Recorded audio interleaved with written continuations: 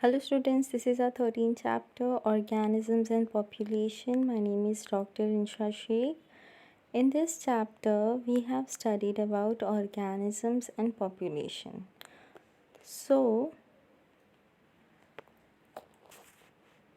in the previous part of the video, we were on age distribution and age pyramid. We have studied several different terms. जैसे first हम लोग ने age pyramid पढ़ा, right? उसके बाद we have studied के entire population को divide किया गया है 3 एज ग्रुप्स में। पहला है प्री रिप्रोडक्टिव, फिर रिप्रोडक्टिव, फिर है पोस्ट रिप्रोडक्टिव। फिर उसके बाद we have studied about the population and density thing, कि डेंसिटी को डेसिग्नाइट करते हैं as n and it is not necessarily to be measured in numbers only। फिर हम लोग ने डेंसिटी का थोड़ा कॉन्सेप्ट क्लियर किया कि डेंसिटी ज़रूरी नहीं है कि हमेशा ही हम लोग डेंसिटी को ढूंढे या हमेशा हमें पता हो density, this is not needed और नॉट इम्पॉर्टेंट। फिर हम लोगों ने पॉपुलेशन ग्रोथ स्टार्ट किया। अब हम लोग इस पार्ट ऑफ द वीडियो में पॉपुलेशन ग्रोथ को स्टडी करेंगे। Okay, we are going to study about population growth. The term population and growth, इससे हमें क्या पता चलता है? पॉपुलेशन है, पॉपुलेशन क्या है हमें पता चल गया। ग्रोथ क्या है? प्रोग्रेस होना, प्रगति होना, इंक्रीज होना, इंक्रीमेंट होना, ये हो गया ग्रोथ।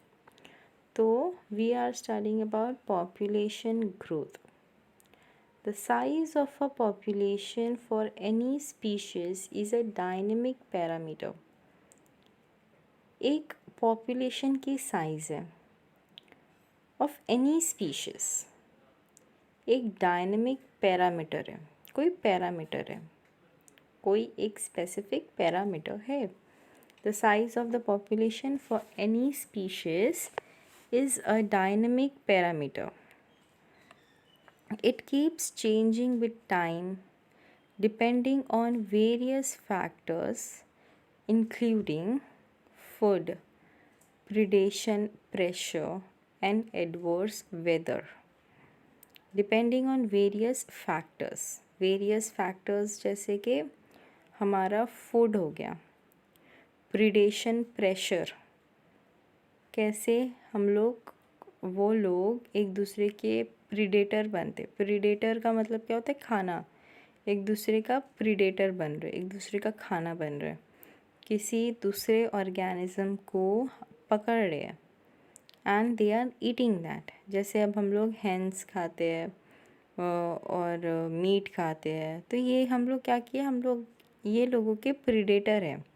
तो प्रीडेशन प्रेशर है, एडवर्स वेदर है, डायनेमिक पैरामीटर तो है, and this keeps changing with time depending on various factors including food, predation, pressure and adverse weather.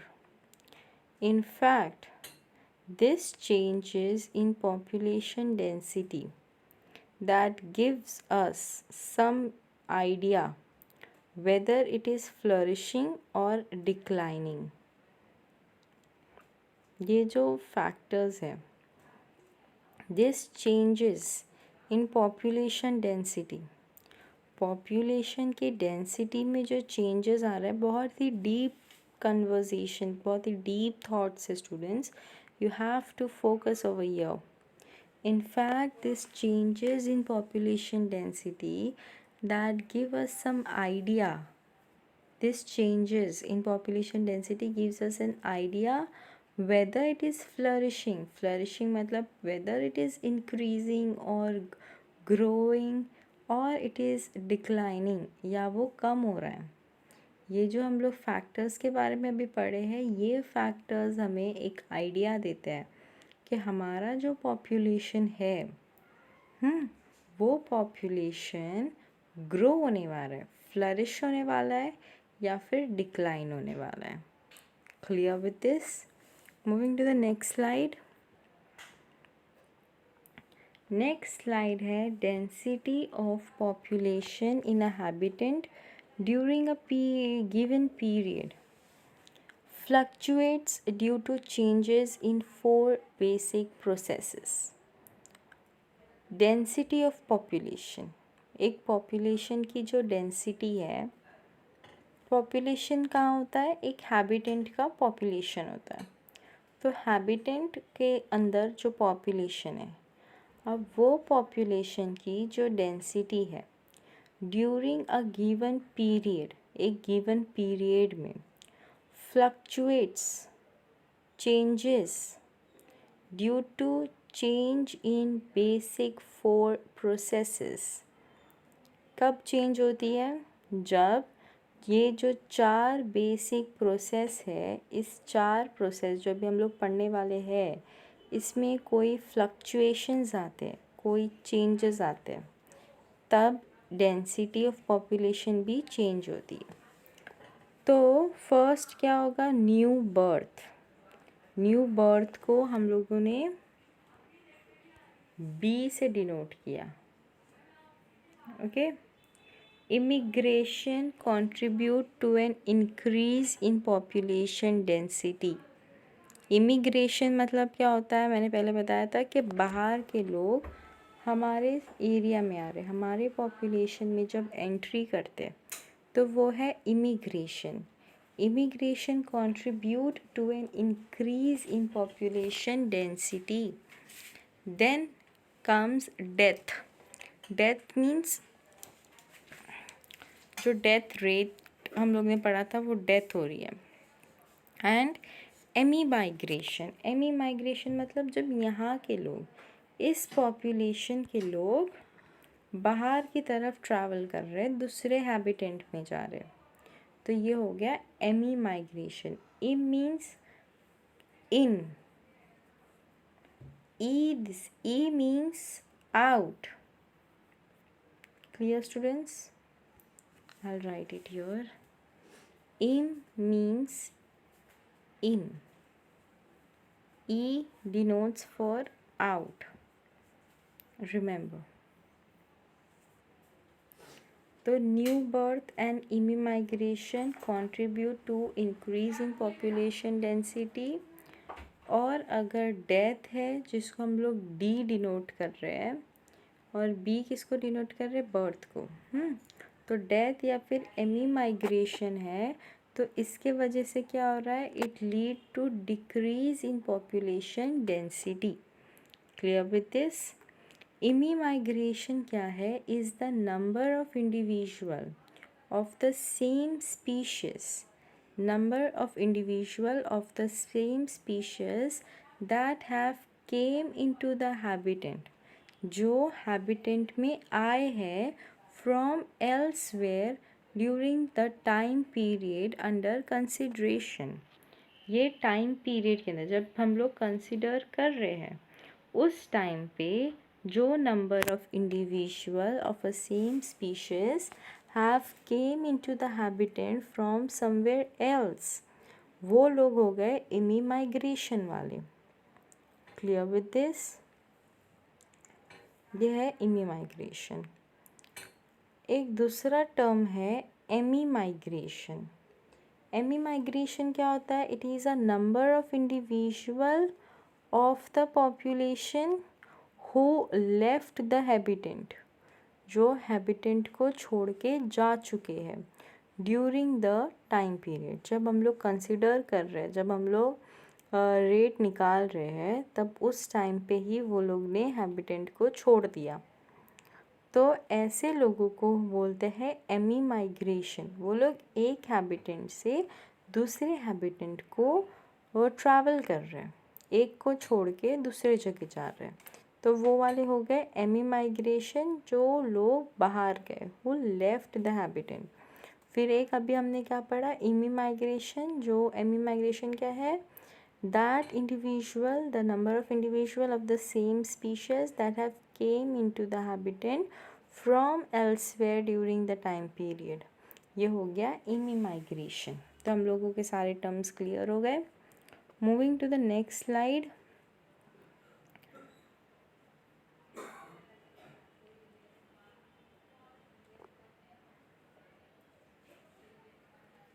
So if n in the population density at time t, then its density at time will be t plus 1, can be calculated as n t plus 1 equals to n t plus bracket में b plus i and d plus e।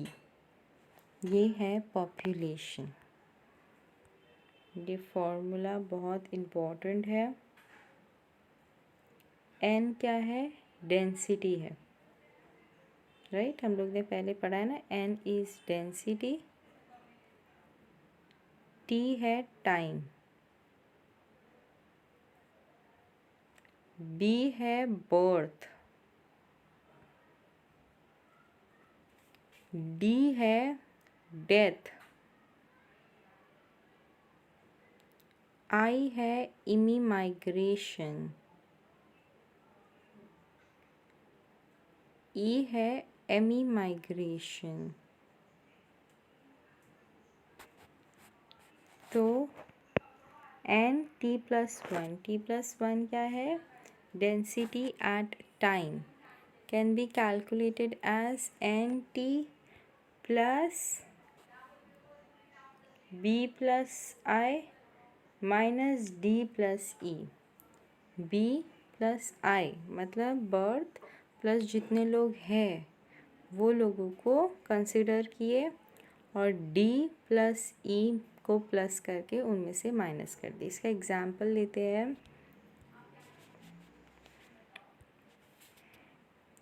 N T समझो density at time है 3, okay.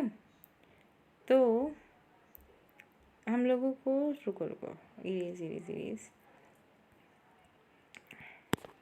हम लोगों को निकालना है density at time. तो सिर्फ डेंसिटी समझो एन टी प्लस 1 हमें निकालना है। तो इसके लिए एन टी समझो, ये एन टी है 3। बर्थ हुआ है समझो 5 लोगों का, और इमीमाइग्रेशन हुआ है 2 लोगों का। तो ये लोगों को प्लस करेंगे फिर माइनस करेंगे। डेथ हुई है समझो 3 लोगों की, और इमीमाइग्रेशन हुआ है वो भी 3 लोगों का हुआ है। तो अब इसका रिजल्ट निकालेंगे। 3 plus 5 plus 2 7 minus 3 plus 3 9, sorry 6, sorry students it's 6। 3 plus 3 is 6। तो कितना होगा? 3 प्लस 7 माइनस 1 होता है 6 4 1, 7 माइनस 6 होता है 1। तो डेंसिटी एट टाइम कितनी मिली हमें? 4 मिली। अंडरस्टैंड? डेंसिटी एट टाइम कितनी मिली? We get density at time 4। इस तरीके से इसको सॉल्व करेंगे। फिर हम लोगों निकालेंगे growth model. What is growth model? पहले we will erase all this, erase all. Now what is growth model? Does the growth of a population with time show any specific and predictable pattern? Does the growth, क्या question पूछा है? एक बार अच्छे से देखो।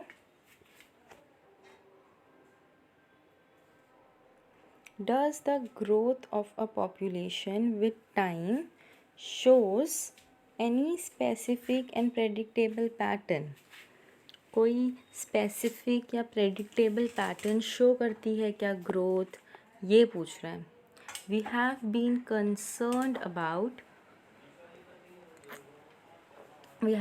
Concerned about unbridled human population growth and problems created by it in our country, and it is therefore natural for us to be curious if other animal population in nature behave the same way or shows some restraint on growth.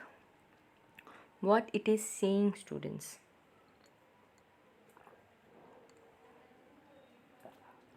पहला उसने question पूछा है कि क्या does the growth of a population with time show any specific and predictable pattern?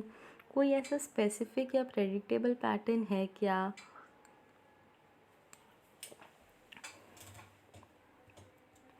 उसके बाद उसने बोला है we have been concern about unbridled human population growth. Unbridle मतलब जो भी ह्यूमन पॉपुलेशन ग्रोथ है हम लोग उसको लेके कंसर्न्ड है, and also with the problems created by it in the country, and it is therefore natural for us to be curious if other animal population in nature behave the same way or show some restraint on growth.